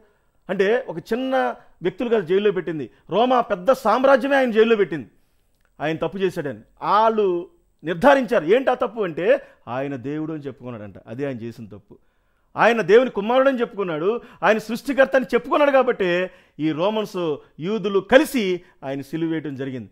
ఆ సిలువలో ఆయన కార్చిన రక్తం ద్వారా మన పాపాలకు క్షమాపణ నాకు అర్థమైంది. ఒక నిజం తెలుసుకున్నాను, భవిష్యత్తులో జరగబోతున్న కీడు కూడా బయలుపరిచి నా జీవితాన్ని రక్షించడానికి వచ్చాడు. నేను ప్రార్థన చేస్తున్నాను, నా కేసులు కొట్టేలా. నాకున్న కేసులను బట్టి 2-3 సెక్షన్లు బనాయించారు. అయితే 10 సంవత్సరాలు జైలు శిక్ష పడాలి నాకు. కానీ నాతో పాటు వీళ్ళందరూ కూడా జైలు పాలైపోతున్నారని కన్నీటితో ప్రార్థన చేస్తున్నాను. ఒకరోజు బోనెక్కిన తర్వాత వాళ్ళ సాక్షులందరూ చెప్పారు, అయ్యా అటాక్ చేశారు. నేను చేశానండి. అయితే పబ్లిక్ ప్రాసిక్యూటర్ రాసేసుకుంటున్నాడు, ఇక నాకు శిక్షలు పడిపోతున్నాయి అనుకున్నాను. అప్పటికి చర్చికి వెళ్తున్నా, అప్పుడు బయటకు వచ్చి ఇంటికి వచ్చి మమ్మతన్నా, ఈసారి నేను కటకడాల మధ్య లేకపోతే బోన్లో కొంచెం ఉంచిన తర్వాత నన్ను లాక్ చేసేస్తారమ్మా, పోలీసు అంతా వచ్చేసి నన్ను అరెస్ట్ చేసి ఇక జైలు తీసుకెళ్ళిపోతారు, ఇంకేనాటికి నేను ఇంటికి రాను. అయితే జైల్లో యేసుప్రభు ప్రార్థన చేసుకుంటాను. నేను చేసిన పాపాలను బట్టి నాకు శిక్ష మంచిదే, కానీ యేసుక్రీస్తు ప్రభు వారు ఏ తప్పు చేయకుండా ఆయన్ని శిక్షించారు కదా అని చెప్పేసి నేను మమ్మతో చెప్పినప్పుడు నా తల్లి అందే, అయ్యా నువ్వు కంప్లీట్గా జైలుకి వెళ్ళడం దేవుడికి ఇష్టం లేదు, నాతో మాట్లాడాడు. బైబిల్ గ్రంథంలో ఎస్తేరు 3వ ఉపవాస ప్రార్థన పెట్టుకుంటే ఆ జాతిని రక్షించుకోవటానికి రాజు హృదయం మారిందయ్యా. కాబట్టి నేను 3 రోజులు ఉపవాస ప్రార్థన పెట్టుకుంటాం, సంఘమందరినీ పిలుస్తాను. ఈ ఉపవాస ప్రార్థన తర్వాత వచ్చే వారంలో రాజీ అయిపోద్దని మా అమ్మ చెప్పింది. సరే అని అందరం ప్రార్థన చేసుకున్నాం. ఎప్పుడైతే ప్రార్థన చేసుకున్నామో వెంటనే ఆ 3 రోజులు కన్నీటితో అందరూ కన్నీరు కార్చి ప్రార్థన చేయడం ప్రారంభించారు. నేను కూడా ప్రభువా నీ చిత్తమైతే నన్ను మరి పెళ్లి కూడా కాలేదు, మరి నన్ను బయటికి తీసుకురా కంప్లీట్గా, రాజీ రావాలి, నా శత్రువులు నేను స్నేహితులైపోవాలి, యేసుక్రీస్తు నామములో జరగాలని, యేసునామములో జరుగునుగా కానీ ప్రవచించి అందరూ ప్రార్థన చేస్తే మరి ఈ 3 రోజుల తర్వాత ఎంపీ కొనగల నారాయణ గారు, బొల్లయ్య గారు బిఎస్ఎన్ఎల్ ల్యాండ్ ఫోన్కి మచిలీపట్నం నుంచి నాకు ఫోన్ చేశారండి. హల్లెలూయా. ఏమని ఫోన్ చేశారు తెలుసా? కృష్ణమనాయుడు గారు కేసు రాజీకి వస్తున్నారు, మీ శత్రువులు మా దగ్గరికి వచ్చారు, మీరు కూడా మా దగ్గరికి రండి, ఒక డేట్ పెట్టుకోండి, రాజీ చేద్దాం, మరి చల్లపల్లి మండలం, కోడూరు మండలం తగలబడిపోకూడదు, దివిసీమంతా ప్రశాంతంగా ఉండాలంటే రాజీకి రావాలని బొల్లయ్య గారు అని ఎంపీ గారు తమ్ముడు మాతో చెప్పడం జరిగింది. ఈ మాట చెప్పేది ఏంటంటే మన రాష్ట్రంలోనే వాళ్ళు పెద్ద మనుషులండి, వాళ్ళు మీరు ఎవరైనా సరే ఎంపీ గారిని వాళ్ళ తమ్ముడు గారిని మీరు అడగొచ్చు మా గురించి. ఇలాంటి కేసులు పెద్ద పెద్ద కేసులుగా మారిపోయి ఊరు నాశనం అయిపోయి కేసులు. ఇలాంటి పరిస్థితుల్లో ఆ 3వ ఉపవాస ప్రార్థనకి ఎన్ని లక్షలు ఇస్తామని రాజీ రానోళ్ళు మరి నా ఎంపీ గారిని ఎంత డబ్బులు ఇమ్మంటారండి అంటే 45,000 రాజీ చేశాడు. దేవుడి మహిమ, దేవుని నామానికి మహిమ కలుగును గాక. ఎందుకంటే ఎన్ని లక్షలు ఇస్తామని రాజీ రాని వ్యక్తులు 45,000 రాజీకి వచ్చారు. అంటే ఉపవాస ప్రార్థన చేస్తే యథార్థంగా కన్నీటితో దేవుడు కదిలొస్తాడని బైబిల్ గ్రంథం తెలియజేస్తుంది. ఇలా నా జీవితంలో నా కేసులు కొట్టేసిన తర్వాత నాకు వచ్చిన సంతోషం, పాపభారం తొలగిపోయింది, మరి దోషభారం తొలగిపోయింది. ఇలా తొలగిపోయిన నా జీవితంలో సంతోషానికి అవధులేవు. ఎంతో దేవుని మహింపరుస్తూ మరి అనేకమైన సువార్త సభలు జరిగించాలనే ఉద్దేశంతో ముందుకెళ్తుంటే ఎక్కువ కాలం నాకు బాప్తిసం అనే విషయం కూడా అంతకు ముందే జరిగింది. ఈ కేసులు కొట్టకముందే నేను గుర్తెరిగి మరి బాప్తిసం పొందాను, ఆ పాపాలు క్షమించమని. ఆ టైంలో నా జీవితంలో జరిగిన గొప్ప విషయాలు ఏంటో తెలుసా? ఇక నాకు ఒక నిజం తెలిసింది ఏంటంటే, సృష్టికర్త యేసు ప్రభువారు ఆయన ద్వారానే పాపక్షమాపణ, ఆయన ద్వారానే మోక్ష మార్గానికి మనం వెళ్ళాలి అనే విషయం తెలుసుకున్న తర్వాత ఒక నిజం తెలిసింది, ఒక సత్యం తెలిసింది. కాబట్టి నేను అనేక మందికి ఇంటింటికి వెళ్ళి చెప్పడం ప్రారంభించాను, అనేకమైన సభలు పెట్టడం ప్రారంభించాను. మీకు అంతకుముందే చెప్పాను, మేము బాగా అప్పులు అయ్యి పొలాలు కూడా అమ్మేశామని చెప్పాను. అయినా సరే మరి అనేకమైన సభలు జరగాల్సిందే, యేసు ప్రభువును గణపరచాల్సిందని మా జీవితాల్లో ముందుకెళ్తుంటే ఎక్కువ కాలం నన్ను విశ్వాసగా దేవుడు అట్టుపెట్టలేదు. దేవుడు దర్శనాలు ఇస్తున్నాడు. ఏమని అంటే, అనేకమైన వ్యక్తులు వరదల్లో కొట్టుకెళ్ళిపోతుంటే వాళ్ళందరినీ రక్షించు, ఈ ఆంధ్ర, రాయలసీమ, తెలంగాణ ప్రాంతాలు రక్షించేది ఎవరు అనే స్వరం నాకు వినపడతాను. నేను ఉలిక్కిపడి పైకి లేవిస్తున్నాను. కాబట్టి దాదాపు ఇంచుమించు 17 సంవత్సరాల క్రితం నేను దేవుడు సేవలోకి పిలిచాడు. అంతకుముందు ఆర్కే మూర్తి గారు నా పెళ్లి చేశారు. మరి చేరెడ్డి దీవెనయ్య గారు, ఆర్కే మూర్తి గారు పెద్దలు వచ్చి 5,000 మంది పరిశుద్ధులు నా పెళ్లి చేసి తర్వాత మమ్మల్ని ఇద్దరిని వాళ్ళందరూ ఆశీర్వదించారు. వెంటనే తర్వాత మరి కొంతకాలంలోనే పెళ్ళైన కొంతకాలంలోనే మేము సేవలోకి రావడం ప్రారంభించాం. ఈ సేవలోకి రావడం ప్రారంభించిన తర్వాత నా జీవితంలో జరిగిన అద్భుతాలు ఏంటో తెలుసండి. నేను అనేకమైన సభలుగా ప్రజలు పిలుస్తున్నారు, నేను చిన్నవాడినే, నాకు మాట్లాడటం తెలియదు, బైబిల్ గురించి అసలే తెలియదు, ఈయన ఒక్కడే దేవుడు అని చెప్పడానికి మహిమ కలిగిన కార్యాలు ఎన్నో మచ్చికి 2-3 మేము చెప్పాం. కానీ మా జీవితాలు ఎన్నో, మరి మర్డర్ చేసిన మా పెదనాన్నోళ్ళు, మా పేరెంట్స్ బయటకు వచ్చేసారు, వాళ్ళు ఇప్పటికీ తర్వాత అందరూ కూడా బాప్తీసాలు పొందారు. మేము కూడా అదే పందాలు ఉన్నా మమ్మల్ని దేవుడు మార్చేశాడు. మా కుటుంబాల్లో ఎన్నో మహిమ కలిగిన కార్యాలు. ఎందుకంటే ఒకప్పుడు అశాంతితో ఉన్న మా జీవితాలు ఇప్పుడు శాంతిగా మారినాయి. 22 సంవత్సరాల నుంచి నేను శాంతిని అనుభవిస్తున్నాను ఈ పరిశుద్ధ గ్రంథం ద్వారా. మిత్రులారా, మీ జీవితాల్లో కూడా నేను తెలియజేసేది ఏంటంటే, ఒకప్పుడు లోకానికి నేను హానికరుణ్ణి, లోకానికి నేను హింసకుణ్ణి, ఇప్పుడు దేవునికి దాసుణ్ణి అయ్యాను. అనేక ప్రాంతాలు, రాయలసీమ, ఆంధ్ర, తెలంగాణలో అనేక 100,000 సభల్లో నేను వెళ్ళి మాట్లాడుతున్నప్పుడు దేవునికి మహిమ కలుగును గాక.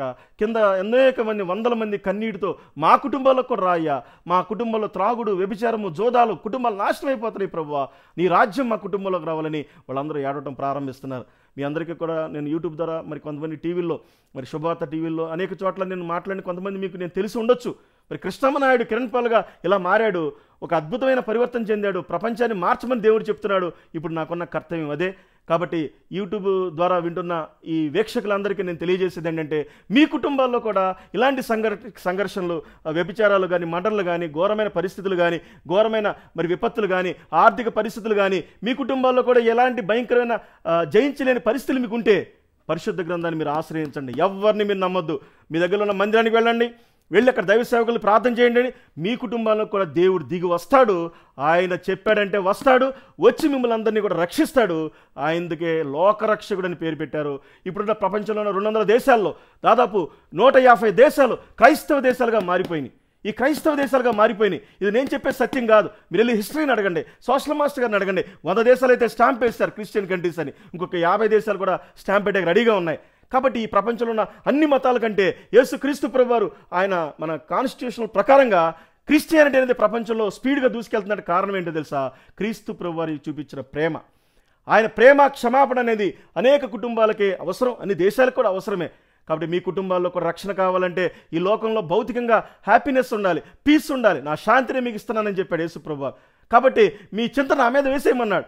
నేను వేశాను. 22 సంవత్సరాల నుంచి నేను హ్యాపీగా బతుకుతున్నాను. దేవుడు మహాకృపను బట్టి 7 ఎకరాలు నా పొలం కూడా అమ్మేసి సువార్త సభలో పెట్టాను మిత్రులారా నేను. ఎందుకంటే అపోస్తుల గ్రంథం చదువుతున్నప్పుడు మీ ఆస్తి మొత్తం కూడా మరి అమ్మేసి అపోస్తులందరూ పంచుకున్నారు. అలాంటి రాజ్యము నేను ఉండాలని, అలాంటి భక్తి ఉండాలని నేను కోరుకుంటున్నాను. అయితే విచారించాల్సిన విషయం ఏంటంటే, కొండ మీద ప్రసంగంలో మీకోసం లేకపోతే భూమి మీద మీరు ధనము కూర్చుకొని వద్దు అని ఆజ్ఞ ఇచ్చాడు. కానీ మనం చేసేది ఏంటి? డబ్బులు 100 కోట్లు 1000 కోట్లు మన సేవకులు కొంతమంది మూలుగుతున్నారు. అది చాలా పాపం. వాళ్ళు ఎక్కడో కష్టపడి పంపించే డబ్బులు మందిరాలు కట్టి పేదలకు పంచిపెట్టాలి. ఇలాంటి పరిచర్య కోసం మరి ప్రభు చూస్తున్నాడు. అలాగా నా ఆస్తి మొత్తం అమ్మి కూడా నేను మందిరాలు కడతాను దేవుడికి మాట ఇచ్చాను. ఇప్పుడు ఎవరైనా సరే సంవత్సరానికి ఒకసారి సభ పెడతారు. నేను నెల నెలా సభలు పెడతాను మిత్రులారా. నెల 20,000 25,000 ఖర్చు పెట్టి మా కోడూరు ప్రాంతంలో ఎవరైనా అడగండి. కృష్ణమనాయుడు కిరణపాలుగా మారాడు కదా, ఆ పాస్టర్ గారి పరిస్థితి. మా ఇంటి పక్క వాళ్ళు హిందువులు వాళ్ళందరూ కూడా మారిపోయారండి. ఇటు పక్కన నరసింహరామయ్య మారిపోయాడు, ఇటు పక్కన అమ్మనన్నయ్య మారిపోయాడు. వీళ్ళందరూ తాగుబోతులు, వాళ్ళందరూ మారిపోయి మందిరానికి వస్తున్నారు ఈరోజు. ఇది మతం కాదు, యేసుక్రీస్తు ప్రభువు గొప్ప మార్గము, అది జీవం కలిగే మార్గం అని ఘంటాపదంగా మీకు తెలియజేస్తున్నాను. ఈ యూట్యూబ్ ఛానల్ ద్వారా వింటున్న మీ అందరికి కూడా నేను తెలియజేసేది ఏంటంటే, మీరు ఎవరైనా సరే ఏ మతమైనా, లేకపోతే క్రైస్తవులైనప్పుడు కూడా మీరు మారు మనసు పొందాలి సరిగ్గా బ్రతకపోతే. ఒకవేళ మారు మనసు లేని ఏ హిందువులైనా, ముస్లింలైనా, ఏ సిక్కు మతస్థులైనా మీరు మారు మనసు పొంది నేను అనుభవించిన ఈ శాంతి, సమాధానం, ఈ రక్షణ మీరు కూడా అనుభవించాలని కోరుకుంటూ, మరి ఈ సందర్భంగా మీ అందరికీ కూడా ఆశీర్వాదాలు ప్రకటిస్తూ, మీ కుటుంబాలన్నీ కూడా రక్షించబడాలని కోరుకుంటూ, ఈ ఆంధ్ర, రాయలసీమ, తెలంగాణ ప్రాంతాల్లో నాకులాగా అనేక సువార్త సభల్లో కూడా మీ బిడ్డలు కూడా వెళ్ళి సాక్ష్యాలు ఇవ్వడానికి మరి నేను మనస్ఫూర్తిగా కోరుకుంటున్నాను. మరి ప్రాముఖ్యంగా ఎలీషా అనేని బట్టి స్తుతిస్తున్నాను. వారికి ఇచ్చిన భారాన్ని బట్టి దాదాపు అనేకమైన లక్షల మంది ఫాలోవర్స్ ఉన్నప్పుడు కూడా ఆయన గర్వం అనేది దగ్గరికి రానియకుండా ప్రభు కోసం బతుకుతున్న ఆ యొక్క ఎలీషా అన్నయ్య ఈ యూట్యూబ్ ఛానల్ను స్థాపించిన దేవుడు ఆయన్ని ప్రేరేపించి స్థాపించారు. యూట్యూబ్ ఛానల్ బట్టి నేను ఎంతగానో సంతోషిస్తున్నాను, ప్రభుని స్తుతిస్తున్నాను. కాబట్టి మీ అందరూ కూడా మారు మనసు పొంది, నేను విజయవాడ మహాపట్నంలో దేవుడు పిలిచాడు, ఇక్కడ ఉంటున్నాను. విజయవాడలో ఉంటా, కోడూరులో పరిచయం ఉంది, విజయవాడలో పరిచయం ఉంది. అదేవిధంగా అనేక ప్రాంతాలు, అనేక జిల్లాలు, రాష్ట్ర వ్యాప్తంగా ప్రభు కోసం నేను గెస్ట్గా వెళ్తున్నాను. సొంతంగా కూడా మీటింగ్లు పెడుతున్నాను. మార్చింది ఎవరు? నా తల్లిదండ్రులు నాకు జన్మనిచ్చారు, కానీ వారు నన్ను మార్చలేకపోయారు. లేకపోతే పోలీస్ డిపార్ట్మెంట్ ఎస్పీ గారు ఠాగూర్ గారని మచిలీపట్నంలో మేము ఒకసారి పోలీసు వాళ్ళని కొట్టాం. పోలీసు వాళ్ళని కొట్టిన కేసు అవన్నీ చాలా కథలు ఉన్నాయి, అవన్నీ చెప్పడానికి సమయం కాదు. మినిస్టర్ గారు, దేవాదాయ శాఖ మంత్రి సింహాద్రి సత్యనారాయణ గారు అతను దిష్టిబొమ్మ ఆయన కారు ముందు తగిలేసిన కేసులు మా మీద ఉన్నాయి. ఎస్పీ గారు మమ్మల్ని అందరినీ పిలిచుకెళ్ళి ఆయన కౌన్సిలింగ్ ఇచ్చాడు, మీరు జీవితాలు మార్చుకోండి అని చెప్పేసి. మరి ఎస్పీ గారు కౌన్సిలింగ్ ఇచ్చారు, పోలీసులు కౌన్సిలింగ్ ఇచ్చారు, మమ్మల్ని మార్చలేకపోయారు. మా పేరెంట్స్ కౌన్సిలింగ్ ఇచ్చారు, మమ్మల్ని మార్చలేకపోయారు. ఇరుగు పొరుగు వారు కౌన్సిలింగ్ ఇచ్చారు, మమ్మల్ని మార్చలేకపోయారు. మేము నమ్ముకున్న మతాలు, మేము నమ్ముకున్న ఆరాధించే దేవుళ్ళు ఎంతమంది మమ్మల్ని మారమని చెప్పుండొచ్చు, కానీ ఎవరి వల్ల కాల, ఏ మతం వల్ల కాల. కానీ దేవుని యొక్క శక్తివంతమైన ఈ పరిశుద్ధ గ్రంథంలో ఉన్న వాక్యాలే నా జీవితాన్ని మార్చింది. ఒకవేళ కనుక ఈ పరిశుద్ధ గ్రంథం నా దగ్గరికి రాకపోతే నన్ను చంపేసేవాళ్ళు, లేకపోతే అదే క్రమంలో మరి అనేక మందిని చంపుకుంటా మేము వెళ్ళిపోవచ్చు. ఎందుకంటే ఆల్రెడీ మాకు మూడు తరాల జనరేషన్లో అనేకమైన మడల జాబితా ఉందని మీకు తెలియజేశాను. మరి నా జీవితాన్ని 21వ సంవత్సరంలోనే సృష్టికర్త నా ఇంట్లోకి వచ్చి నన్ను కాపాడి నన్ను రక్షించాడు, మరి సాధుగా మార్చాడు. ఇది ఎవరి వల్ల సాధ్యం అంటే పరిశుద్ధ గ్రంథం వల్లే సాధ్యం. మీకు ఎవరికైనా డౌట్స్ ఉంటే ఖచ్చితంగా ఆ యొక్క స్క్రీన్ మీద నా నెంబర్ ఉంటుంది, మీరు ఎవరైనా నెంబర్కి ఫోన్ చేయొచ్చు. చల్లపల్లి పోలీస్ డిపార్ట్మెంట్కి మీరు ఫోన్ చేసి కనుక్కోవచ్చు. 2003లో ఎలిగేషన్ గురించి అడగొచ్చు. లాయర్స్ మత్తి వెంకటేశ్వరరావు గారు, అదేవిధంగా ఇమ్మర్జెన్సీ సుబ్బారావు గారు అని అక్కడ లాయర్స్ ఉన్నారు, శాషగిరి అనే లాయర్స్ ఉన్నారు, వారిని మీరు ఫోన్ చేసి కనుక్కోవచ్చు. నా జీవితం అనేది ఒక అద్భుతమైన నిత్య సత్యము, యథార్థంగా ఈ విధంగా జరిగిందని యేసు ప్రభు వారి గురించి నేను మీకు తెలియజేస్తున్నాను. ఈ వాక్యం నన్ను ఆ విధంగా మార్చింది. ఒకవేళ మార్చకపోతే, ఒకవేళ ప్రభు నన్ను దర్శించకపోతే, ఈ పరిశుద్ధ గ్రంథము దేవసేవకులు నా కోసం ప్రార్థన చేయకపోతే, నేను మరలా చెప్తున్నాను, ఎల్టీటీ ప్రభాకర్ రావు గారని రాజీవ్ గాంధీని చంపేసిన ఆయన శ్రీలంక నుంచి ఆయన వచ్చి రాజీవ్ గాంధీని చంపేశాడు. అదన్నీ వేరే చరిత్ర. అలాంటి మూర్ఖతరమైన పరిస్థితులకు నేను వెళ్ళిపోతే, ఉగ్రవాదిగా, నక్సలైట్గా మారితే ఖచ్చితంగా సమాజానికి ఎంతో అన్యాయం జరిగేది. నేను తెలియజేయాలనుకుంటున్నాను. హేతువాద సంఘం అని మన రాష్ట్రంలో జరుగుతుంది. ఎందుకంటే ఆ సంఘం యొక్క ముఖ్య ఉద్దేశం ఏంటంటే దేవుడు లేడు అని చెప్పి తిరుగుతున్నారు. నేను మరలా చెప్తున్నాను, దేవుడు లేడు అనుకుంటే నా జీవితం ఏమైపోయేది? మీరు పిచ్చివాళ్ళగా మాట్లాడటం కాదు, నా జీవితం ప్రత్యేక సాక్ష్యం. మీకు కూడా నేను హేతువాద సంఘానికి రావుపూడి వెంకటాద్రి గారని ఇంకా మహా గొప్ప నాయకులు దేవుడు లేడు అని చెప్పేసి పుస్తకాలు రాస్తున్నారు. వాళ్ళందరికీ కూడా నేను ఈ యూట్యూబ్ ఛానల్ ద్వారా తెలియజేసేది ఏంటంటే దేవుడు ఉన్నాడు, ఆయన యేసుక్రీస్తు ప్రభువారు అని నిరూపించబడింది నా జీవితంలో. నా యొక్క హత్యలు లేకపోతే నా యొక్క మా కుటుంబాల నేపథ్యాల్లో మర్డర్లు చేసిన మా కుటుంబాల నేపథ్యంలో సాధువులుగా మార్చి అందరూ కూడా బాప్తిసాలు పొంది అద్భుతంగా మేము ఉనికి కలిగి ఉన్నాం. స్నేహితులారా, మరి మతోన్మాదులకు చాలామంది మన రాష్ట్రంలో విర్రవీగిపోతున్నారు. వారందరికీ నేను చెప్పే విషయం ఏంటంటే దేవుడు మరి యేసుక్రీస్తు ప్రభు మీద భయంకరమైన విమర్శలతో మీరందరూ ముందుకు వస్తున్నారు. మీ అందరికీ నేను చెప్పేది ఏంటంటే ఒకప్పుడు హిందువుగా ఉన్న నేను యేసుక్రీస్తు ప్రభువుని నమ్ముకోకముందు నా జీవితాన్ని పరివర్తన చేసిన పరిస్థితి నేను నమ్ముకున్న మతంలో లేకపోయింది ఒకప్పుడు. కానీ యేసుక్రీస్తు ప్రభువుని నమ్ముకున్న తర్వాత నా జీవితం మార్చబడింది. నన్ను ఒకవేళ నేను హిందూగానే ఉండి అలా కొనసాగితే మరి అనేకమైన దైవాలు ధర్మం పట్ల అధర్మం ఉన్నప్పుడు, అధర్మం పట్ల ధర్మం ఉన్నప్పుడు చంపుకుంటూ వెళ్ళమని ఒకప్పుడు హిందూ మతం చెప్పింది. మరి అలాగే నేను చేసుకుంటూ వెళ్ళిపోయేవాడిని. కాబట్టి ఆ హత్యలన్నీ ఆగిపోవట కారణం యేసుక్రీస్తు ప్రభువుని మీకు తెలియజేస్తున్నాను. ఖచ్చితంగా మీరు కూడా ఆలోచన చేయండి స్నేహితులారా. మతోన్మాదంతో చెలరేగి ఈ రాష్ట్రాన్ని తగలయొద్దు, ఇదేదో బ్రిటిష్ వాళ్ళ మతం అని మీరు అనుకోవద్దని తెలియజేస్తూ మీ అందరికీ ప్రేమతో నేను ఈ మాటలు మీ అందరికీ తెలియజేస్తున్నాను. మతోన్మాదులకు కానీ హేతువాదులకు కానీ అందరికీ తెలియజేసేది ఏంటంటే మర్డర్ చేయటం కరెక్టా, మనసు మార్చుకుని మంచిగా బ్రతకడం కరెక్టా? ఒకవేళ నేను హిందూగా ఉండి ఆ మర్డర్ చేసుకుంటా వెళ్ళిపోతేనే అది మంచిదని మీరు భావిస్తున్నారా? ఆ మర్డర్లు కాకుండా మనసు మార్చుకుని నా పాపాలన్నీ ఒప్పుకుని నా జీవితాన్ని యేసుప్రభువుకి అంకితం చేయటం గొప్ప. ఈ రెండు విషయాల్లో మీరే ఆలోచించుకుని గుండెల మీద చేసుకుని మీరు నిర్ణయం తీసుకుని యేసుప్రభుని నమ్ముకోవాలని మీ అందరికి కూడా నేను తెలియజేస్తాను. బైరి నరేష్ అని ఒక మిత్రుడు ఉన్నాడు. ఆయన దేవుడు లేడని ప్రసంగాలు చేసుకుంటూ వెళ్తున్నాడు. నేను బైరి నరేష్కి ఒకే మాట చెప్తున్నాను, మిత్రుడా, స్నేహితుడా, యేసుక్రీస్తు ప్రభువు దేవుడు అని నీకు కూడా నేను తెలియజేస్తున్నాను. ఒకవేళ దేవుడు లేడు అనుకుంటే ఈ పరిశుద్ధ గ్రంథం నన్ను మార్చేది కాదు. ఖచ్చితంగా తెలియజేస్తున్నాను, దేవుడు ఉన్నాడు అని యేసుప్రభు అని నా జీవితం ద్వారా నా మీదకి వెలుగు వచ్చింది కదా. ఆ వెలుగు దేవుడు కాదని నువ్వు ఎలా చెప్పగలుగుతావు? ఒకవేళ వెలుగు కాదని నువ్వు చెప్పగలిగితే నా జీవితాన్ని నువ్వు ఎప్పుడు టచ్ చేయలేవు. ఎందుకు చెప్తున్నానంటే ఆర్థిక నేపథ్యం కావచ్చు, సామాజిక నేపథ్యం కావచ్చు, ఇక్కడ మీరు వింటున్న వాళ్ళందరికంటే నేను చాలా ఉన్నతమైన స్టేజ్లోంచి బయటకు వచ్చాను. అలాంటి గొప్ప చేసిన ఆ దేవుడును కాదని మీరు ఎలా చెప్తారు? దేవుడు ఉన్నాడు, ఆయన యేసుక్రీస్తు ప్రభువుని బైరి నరేష్ గారికి కూడా ఈ సమయంలో నేను తెలియజేస్తున్నాను. ఎంతలాగా యేసుక్రీస్తు ప్రభువు నన్ను మార్చాడంటే మరి హత్యలు చేసే జీవితంలో నుంచి ఒక అనేక మందిని మార్చి కుటుంబాలను, తాగుబోతులను, వ్యభిచారులను, వేశ్యలను, దొంగలు, నా ద్వారా దొంగలు, రౌడీ షీటర్లు మారారు. నల్గొండలో పాస్టర్ గారు, చర్చి గారు కట్టాడు, యాదయ్య అనే అతను. ఇలా ఎన్నో కార్యక్రమాల్లో జరిగినాయి. కాబట్టి మీ అందరికి ఇంకో విషయం తెలియజేస్తున్నాను. ఒక స్నేహితుడు ఇచ్చిన డబ్బుతో ఒక 10 లక్షలు ఒక స్నేహితుడు డబ్బు ఇస్తే నాకు మేమందరం కూడా కలిసి ఒక కార్యక్రమాన్ని పెట్టాం. ఈ పోస్టర్లో ఉన్నది ఏంటో తెలుసా?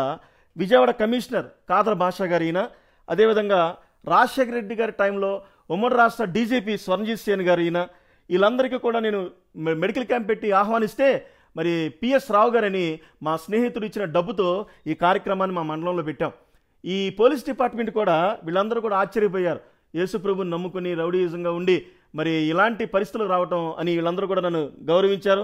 ఇక్కడ చూస్తే మీరు విజయవాడ ఆయుష్ హాస్పిటల్ మేనేజ్మెంట్ని నేను సన్మానిస్తున్నాను. నా పక్కన డిప్యూటీ స్పీకర్ బుద్ధప్రసాద్ గారు ఉన్నాడు. అదేవిధంగా ఈ కోడూరులో ఒక ర్యాలీలో మహాత్మా గాంధీ జయంతి అక్టోబర్ 2వ తారీఖున పురస్కరించుకుని మరి డీజీపీ గారిని నేనే స్వయంగా ఆహ్వానిస్తున్నాను. కాబట్టి ఇలాంటి పరివర్తన చెందిన జీవితాలను బట్టి యేసుక్రీస్తు ప్రభువారు గొప్ప దేవుడు కాదని ఎవరు చెప్పగలుగుతారు? వీరందరూ కూడా అప్రిషియేట్ చేసి మా దగ్గర భోజనం చేసి వెళ్ళారు. కాబట్టి మిత్రులారా, స్నేహితులారా, యేసుక్రీస్తు ప్రభువారు మతోన్మాదులకి, అదేవిధంగా హేతువాదులకి, అదేవిధంగా కులాహంకారంతో నడుస్తున్న ఆయన అంటరాని తనం, లేకపోతే మాలా మాదిగ వాళ్ళు, లేకపోతే కింద స్థాయి కులాల దేవుడు అని చెప్పే వాళ్ళందరికీ చెప్తున్నాను, యేసుక్రీస్తు ప్రభువారు సృష్టికర్త, ఆయనకి అందరికీ ప్రభువు, అందరికీ దేవుడని ఈ సమయంగా తెలియజేస్తూ నా మాటలు ముగిస్తున్నాను.